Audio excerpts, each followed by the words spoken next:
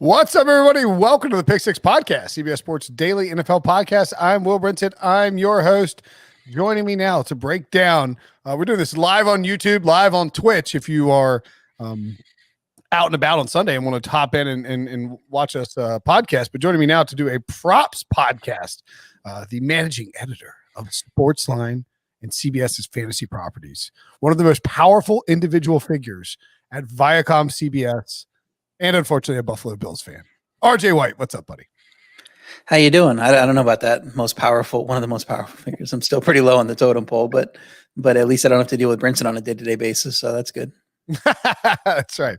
We are going to break down the Super Bowl betting guide. Today is Monday, February 1st. It is Super Bowl week. Everybody's in Tampa. Debo's in Tampa. Prisco's in Tampa. Jamie Eisenberg's in Tampa. So not many people are in Tampa. A couple of people were there. But in the feed, you can also check out a 45-minute interview with Marcus Allen from guest host podcast takeover. The first time anybody's ever taken over this podcast ever in the history of the show. Leslie Visser, the great Leslie Visser, took over and interviewed Marcus Allen. So make sure and check that out. We also have a mailbag that we ran on Saturday coming up. Of course, complete coverage with daily betting pods in the feed, Brady Quinn, a Super Friends shows, and much more. So make sure to check that out. We'll be breaking down props and betting options for the Super Bowl this week. And RJ, it would be foolish for anybody to try to bet on the Super Bowl, and try to actually make money. And it's not splashing around in squares or anything, but to bet on the Super Bowl without first consulting the Sportsline Super Bowl prop guide, right?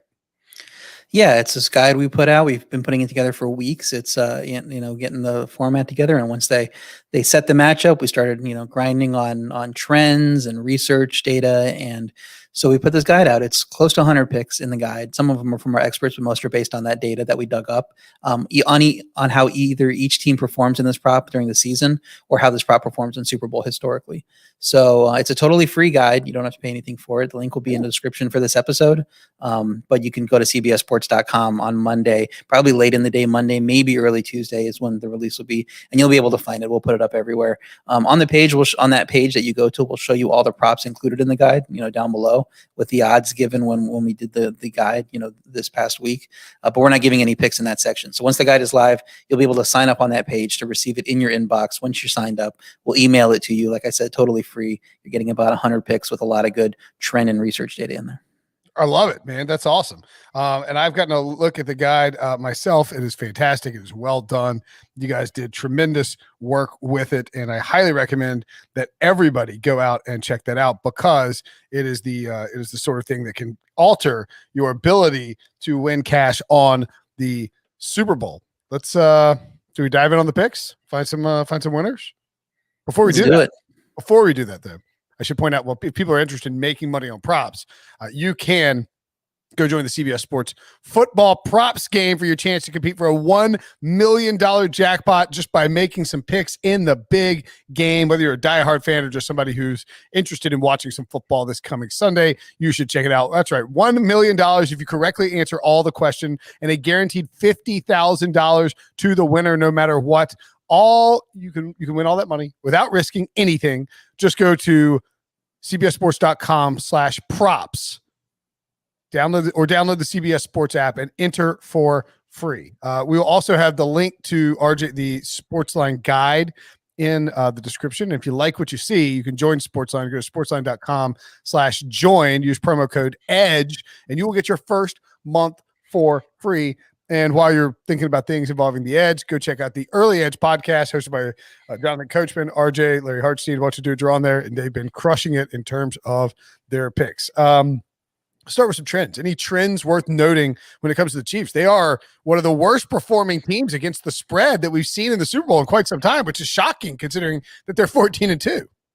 Yeah, they're 8-10 against the spread. It's tied for the second worst cover percentage ever entering the Super Bowl. And the other two teams with multiple games below 500 were the 97 Packers, the 99 Rams. They both failed to cover. So if you play that trend, look at the Chiefs not covering. But the last team to make the Super Bowl while covering under 500, just in general, besides the multiple games, won outright. That was the 2012 Ravens.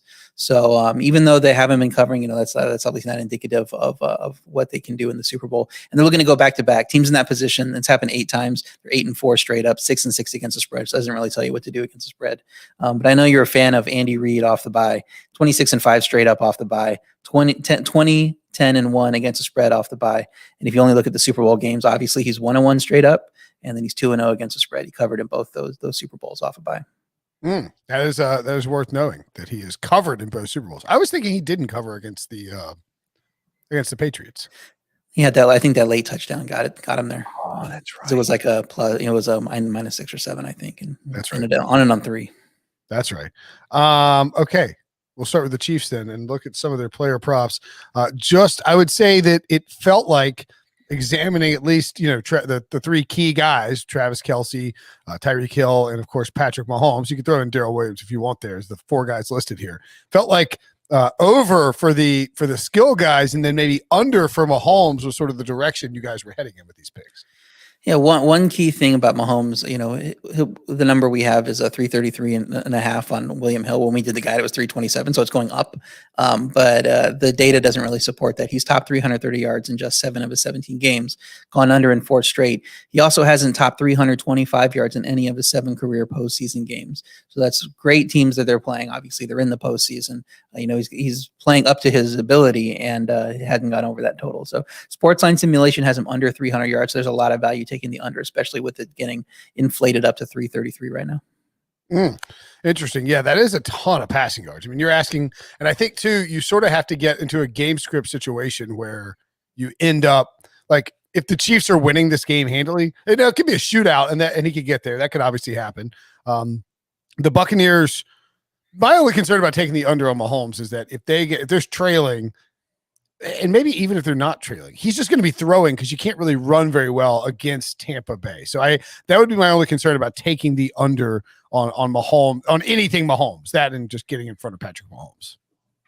Yeah, that's a good point. I'm just, looking at it hasn't happened yet for him in the postseason as good as he's played. And it's not like, he won the MVP last year, so it's not like he's been bad by any means, but he just doesn't throw up a huge total, that would get you to over 333 at this point. Okay. With Travis Kelsey and Tyreek Hill, the thing that stood out to me was they both have a pretty expensive price for scoring a touchdown. Hill is -160 and Kelsey is -162. And yet the Sportsline simulation model likes both yeses, even at that heavy juice. Yeah, particularly Tyreek Hill is the one I would look at. He had 15 touchdowns on the year, but just 3 in his last 5 games. He had that monster game against the Bucs in his first meeting. Our simulation has him with a 77% chance to score, and you only need 62% at -162 to make it a value play. So it's going to need to go up a lot for it not to be a value with that simulation percentage. So if you believe in these simulations and they simulate, the matchup 10,000 times and take an average, of it, he's scoring a lot more often than not, and it's still a value at -162, even if you have to lay it. Yeah, and I mean, I'm a little surprised Tyreek Hill's over-unders aren't higher. 6.5 receiving yards, 91.5. 6.5 receptions, 91.5 receiving yards. I know those are really high in the first place, but like this guy absolutely lit up the Bucs the last time out, and people will look at that when they're making their bets, and I would assume that you'll see most of the money on the over. Worth noting that the over for those receptions juice up to -135, and the receiving yards is at a 115 number. Yeah, just look at the what happened in the first meeting. I think a lot of people are expecting. He went over those totals in the first quarter, so it could happen pretty quickly for him. Yeah, he went over. Yeah, easily over the totals in the first quarter. He had a 75-yard touchdown, and he had 125 yards worth of touchdowns in the first quarter alone, just touchdowns, which is kind of insane to think about. Kelsey as well.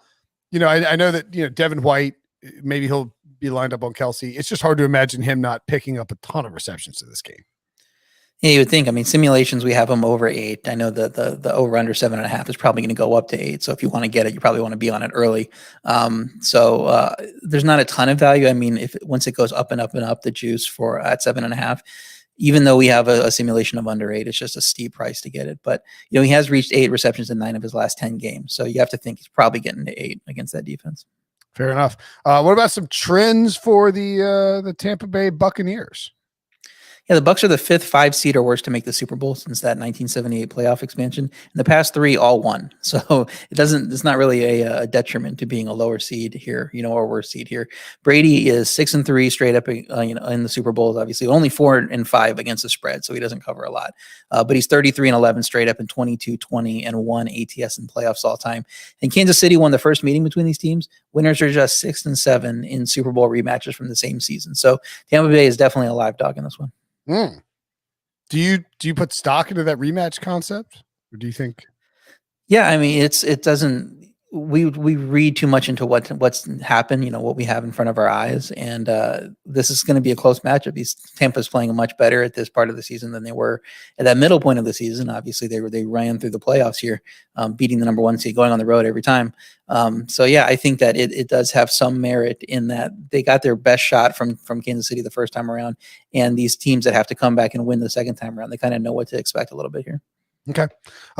Looking at the Buccaneers player props, obviously they're a little bit, you're going to have probably more options or more popular options in terms of Tampa Bay. You have Tom Brady, of course, 296.5 over under receiving yards and over under 2.5 passing touchdowns. The over on that passing touchdown prop is -170. Well, yeah, that's actually under. We had a little, you're looking at a proof copy still. So we're still working on it. Sorry, but, I was like, that seems high. What's the under juice? Because I'd love to take the under at plus money at 2.5.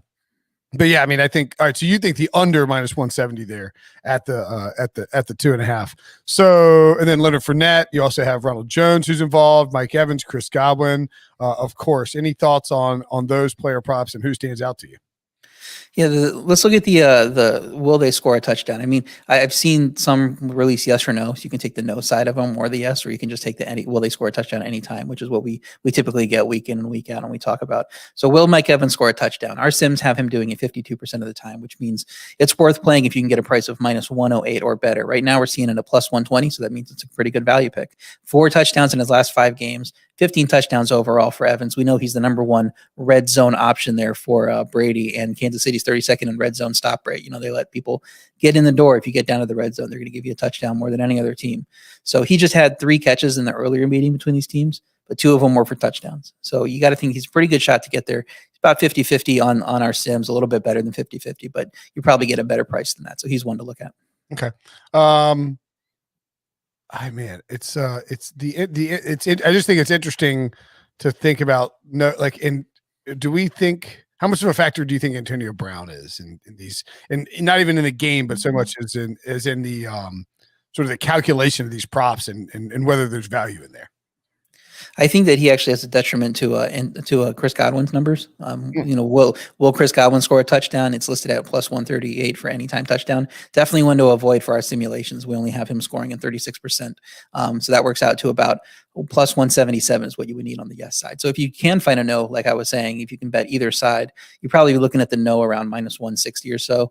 And yeah, that's still a value. If you take it -160 on the no, Antonio Brown might be getting the looks there. Cameron Brate, a tight end. It just probably isn't going to be Godwin. Would you be concerned at all about betting the Buccaneers props early in the week? In terms of whether or not you want to see whether Antonio Brown is definitely good to go. I would assume he's going to play with 2 weeks to prepare, but yeah, I think you just assume he's good to go and go from there. I don't think you have to hold out and try to get your best number, because the more people bet into these, the harder it's going to get these numbers. When the William Hill started first releasing props early in the week, Tuesday, Wednesday, before their big release on Thursday, you can get better numbers on a lot of these things. And once they kind of took the temperature of the market, they adjusted some of these a pretty decent amount. So by the time you're looking at it Thursday, Friday, you're like, oh man, I wish I would have gotten on. Like if you like the Mahomes over, you could have got it, 6, 7, 8 yards less if you did it earlier in the process. So it's already moved up that much. Yeah, I mean, we did it for the guide at 328. I think it moved a tiny bit there. Now it's at 333.5 when I looked at it earlier today. So it's on the move. That's crazy. And these things will keep moving too as we get closer to the Super Bowl, obviously. All right, let's take a quick break and we'll come back and look at some game props, MVP, and I'll ask RJ what he thinks about the only prop that I've bet so far. Okay, so game props, as I mentioned, this thing is completely jam full of great information. In fact, you guys have first half odds, a selection on the Buccaneers. The Sportsline has a selection anyway. Tampa plus 2.5 in the first half, right? Yeah, it's a little bit tougher to gauge that one. Chiefs are tied for fourth in the NFL with a plus 81 point differential in the first half, while the Bucs ranked eighth at plus 50. So you would think maybe Kansas City side, but those 2.5 points are key there. Bucs have the far greater edge in the second half. So if you're looking to play the second half and you want to wait on them, that's where you might want to go. They're plus 110 in the second half, and that ranks second in the NFL. But more of the scoring tends to happen in the second half of Super Bowls. That's another prop that is on offer. Taking the points, I think, represents a better value. So it's going to be a close 30 minutes, we think, and being able to get those 2.5 points, I think is really going to be key there. Okay. I noticed there's a pick here for every single quarter. Is there one that you recommend more strongly than the other? Tampa 1, Kansas City 2 and 3, and Tampa 4. Yeah, the interesting thing is the Chiefs lead the NFL in third quarter point differential at plus 66, while the Bucs lead the NFL in fourth quarter point differential at plus 90, and that's the fourth best mark in a single season since 2000. So the Tampa has really dominated the fourth quarter. So if you're looking at two to play there, I mean, Kansas City in quarter three, Tampa in quarter four seems pretty good, and we've seen Kansas City kind of catch fire in quarter two in a lot of these games in the second quarter. So they've won in the second quarter far fewer games than the Bucs. Bucs have 13, head-to-head wins versus the Chiefs 8, but the Chiefs second quarter point differential is higher. That just speaks to their explosiveness, especially if they get off to a slow start. Yeah, and I think too you can pair Tampa Bay plus 2.5 in the first half and Kansas City minus a half in the second quarter and still feel okay. Like I realize that you could end up posing yourself there because if you could end up washing them both out. I think there's a decent chance you could manage to hit both of those there. Like Tampa gets a 10-0 lead. Or 13-0 lead, whatever it is. And then Kansas City just rips off 2 quick touchdowns in the second quarter. And all of a sudden, Kansas City's doing what they do. And they have a 1-point lead going into halftime, 14-13 or something like that. Yeah. And you're looking at maybe like a 7-6 type of quarter, and that gets you the minus half point, right. Minus half point win for Kansas City. Doesn't do much for you on the first half out of 2.5. So that's kind of the thinking there. Yeah. All right. Coin toss. Of course. Oh, head selection. Get out of here. What are we doing? Yeah, that was me. I just had to make a pick. Tails is 29 and 25, so it fails 25 times. But long term, it's close to 50-50. I'm not going to say that it's due. Heads is due because of the just because it's 29 and 25, so it hasn't hit 4 times, because every time it's 50-50. So if you can get a 50-50 and you want to bet it, if you can find plus 100 out there, go ahead and bet that. But minus 101 is decent for odds that William Hill has. So if you really feel like you have to have action, you feel that tails never fail, it's going to come through, go with that. But I like the heads just personally. Okay. Will the opening kickoff be a touchback? Yes is minus 220. That feels like a lot of juice to lay, and you look at it, you're like, God, minus 220. But I mean, that's a pretty good price, all things considered. Yeah, last year I talked about, I think that was one of my top props that I picked. I said the no, because the teams, the kickoff returners kind of get in the moment and they bring it out of the end zone. And only 6 of 54 Super Bowls in history have begun with a touchback. So that was kind of the thinking there. You're getting a lot of value on the no at plus 190. And there's only been 2 since 1993 that have begun with a touchback. But 85% of Bradley Pinion's kickoffs and 75.8% of Harrison Butker's kickoffs have resulted in a touchback this season. Those are the top 2 numbers in the league for those kickoff specialists on either side. So a touchback only has to happen about 69% of the time to cash. Yes, at minus 220. And both those guys are well over that number. So if we think they're just going to kick it out of the back of the end zone, and I think that might happen here, the yes is going to come in. I love will there be a score in the first 5 minutes of the game? And you go with no, because I think betting against scoring in this game gives you a little bit of an edge, just because it's a Super Bowl. The line is naturally inflated to the over. The casual fan is going to be rooting for points. It's the Bucs, Tom Brady and Patrick Mahomes and the Chiefs. You expect points. And I think there is a decent chance that there's a feeling out process for both of these teams. And even if like Kansas City or Tampa Bay gets the ball and marches down the field for a score, I think it's one of those scripted drives that ends up lasting more than 5 minutes, because they want to, again, feeling out process. They're testing what the defense is giving them, et cetera, et cetera. And as you point out, 8 of the past 11 Super Bowls have been scoreless 5 minutes in the game. So that price at minus 110 to me seems like a pretty good offering. You like Tampa Bay to score first. Yeah, Chiefs have scored first in just 8 of their 18 games this season, and the Bucs have scored first in 10 of 19, including 4 of their past 5. So that's just kind of looking at the trend data there. I think people would be surprised that, taking Tampa Bay over Kansas City, but it's kind of just a value there. It's plus 110 on Tampa Bay, minus 130 Kansas City. It's probably close to 50-50. So you're just getting value, I think, on Tampa Bay. Okay. Oh no, we get to late game props. This is actually something I bet. But my buddy Garrett I was like, we got to get this last play of the game, a quarterback rush. It has to happen. Yes, minus 150 or so, but you guys like no at plus 125. Yeah, just 2 of the last 9 Super Bowls have ended with a quarterback kneel. And last year, it could have ended. Mahomes had 3 kneel downs, and then with less than a minute remaining, and then he threw that incomplete pass to take the rest of the time off the clock and end the game. But that still counts as a no. So I don't know that that's necessarily going to happen here, but it just seems like in recent history, you're not getting a lot of kneel downs. So a 3-point game, probably going to be close late. So yeah, I think there's value to the no here. Okay, Garrett will be thrilled. I can't believe that just 2 of the last 9 Super Bowls have ended with a QB kneel. We were texting about it over the weekend. I was sort of running through my head. I was like, surely there's got to be like a bunch of kneel downs, just because like even thinking about like the Seahawks Pats, where you had that crazy play with Malcolm Butler. It ended up ending in a kneel down because Russell Wilson, Tom Brady, they get a penalty. Tom Brady takes a knee, et cetera, et cetera. And I think last year's ended with a knee too, because Deebo lost his prop on over Patrick Mahomes rushing yards when that happened. No, it didn't end any. That's what I was just saying. And he had 3 kneel downs, and that took the rushing prop off the board. But then that 4th down, he threw that pass to take the rest of the time off the board. He didn't just kneel down. Who was it? Yeah, so it was like 5-6 seconds left, something like that. And he snapped it, rolled out, and threw a long pass that went out of bounds, and that was it. Oh, that's right. I wonder how many of those there have been. Just trying to think if there weren't. Just trying to remember how many, because like surely there was a kneel down in Broncos Seahawks. I don't really remember. Maybe not. I don't know. That's crazy though. That you would think that the kneel down happens all the time, but I guess the team, like, no matter what, it's the Super Bowl, so you're not going to quit trying, right, and just give it up, and you're going to use all your timeouts, et cetera, et cetera. So maybe there's less of a chance for a kneel down and people walk away.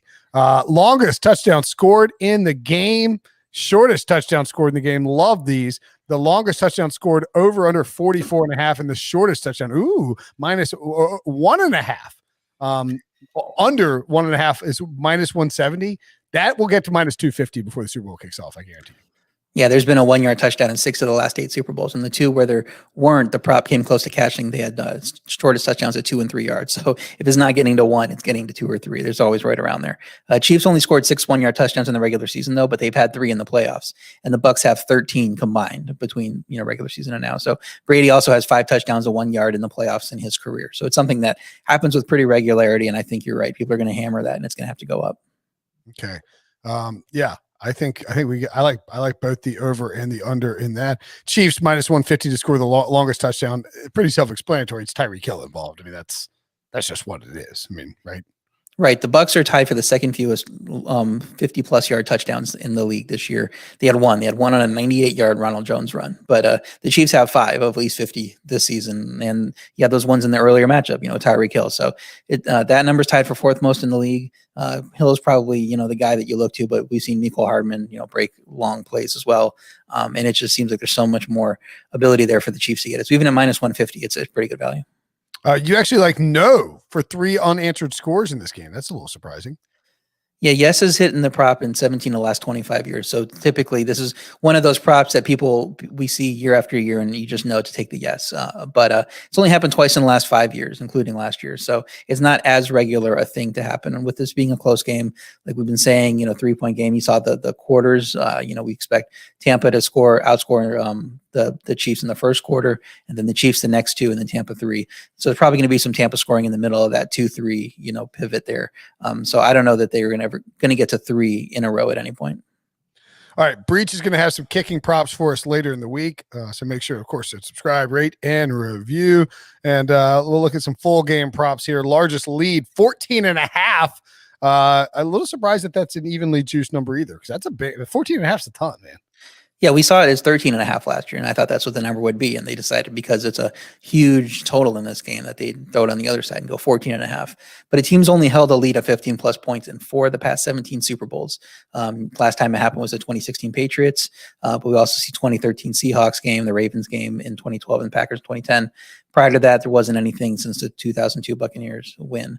So it doesn't happen that often with these two teams. We think it's going to be a close game. It would be surprising, I think, unless like the Chiefs just run away with it in the second half for this to come in over. So that's why we like the under there. Okay. Total sacks under 4. Interesting. It's just Patrick Mahomes evading it, getting out in the run, and Tom Brady getting the ball out quickly, I suppose. Well, it's kind of like it's the right number. The Chiefs games average 3.5 sacks per game, while Bucks games average 4.3 sacks per game. So likely his outcome's probably 4. So you're just probably worth avoiding that one altogether. Probably a slight lean to the under there, just because the Chiefs ones are a little bit, lower in their average than the Bucks are, around that 4. But I don't think there's a lot of value either way. Okay. Punt 6.5 under there as well. That's pretty juiced up. Overtime, no. 7-1 is not high enough for me for overtime. Not in. Yeah, well, it was a little bit higher. I think it was 10-1 early in the week, and then it came down to 7-1. I guess somebody banged it a little bit, and then now it's down to 7-1. And it's only happened once in Super Bowl history, as we know it. It had happened for 0 times, and we talked about it for a long time, and then it happened that once in Patriots Falcons. These two teams have played a combined 1 overtime game all year. Maybe with it being close, it's going to get there, but if you want to make a little money, you're probably going to hit it on a 1-13 bet on minus 1,300. Okay. The team that scores the last win the game. Yes, minus 190. 7 straight times is his hit. 7 straight and 14 of the past 15 and 20 of the past 22. So, I mean, with a trend like that, just paying minus 190 seems like a pretty good discount to me. So that's why we like to guess there, even though you got to pay up for that juice. Okay. And let's go to MVP. Wait, total match points, odd, even?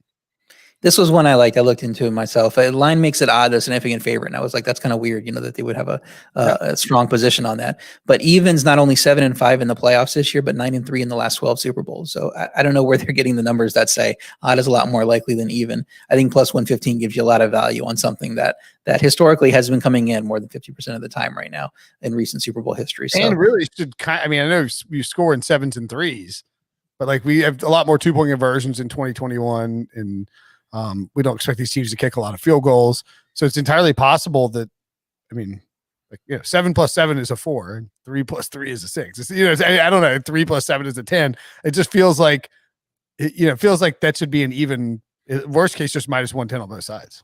You would think so, but obviously they've looked into their data. It probably takes season long, entire season numbers and kind of puts that into the hopper there. And I would expect odd probably comes out there. But like I was saying, and even it's a little bit smaller sample size, but even's been hotter in the playoffs and hotter in those last 12 Super Bowls. So I don't see why you'd avoid the 115 there, the plus 115 there. It seems like pretty good value. Okay. Let's talk MVP. Patrick Mahomes is minus 120, the obvious favorite. Tom Brady plus 190. I mean, those are the two guys. It's hard. It's pretty hard to write a game script where you have someone other than those two guys winning. Like maybe an incredible defensive performance from Devin White or something like that. But I mean, it's pretty hard to imagine, right? Yeah, 10 of the last 14 Super Bowls, it's been a quarterback. The other 4, half have gone to defensive players. You had 2, defensive players in recent history there. So I think there's an interesting long shot place to be had on that side of the ball. Shaq Barrett is the lowest odds defender at 40-1. And Chris Jones, you remember, there was talk about he was playing his butt off last year, and he probably could have won it, and they gave it to Mahomes instead. So I think if that carries over and he's having a big game, he's pushing the middle of the pocket and rattling Brady all game, I think there might be more of a push to get him to kind of make up for last year. Plus, if he's dominating this year, it's like we need to give this guy this award because he just killed these last 2 Super Bowls.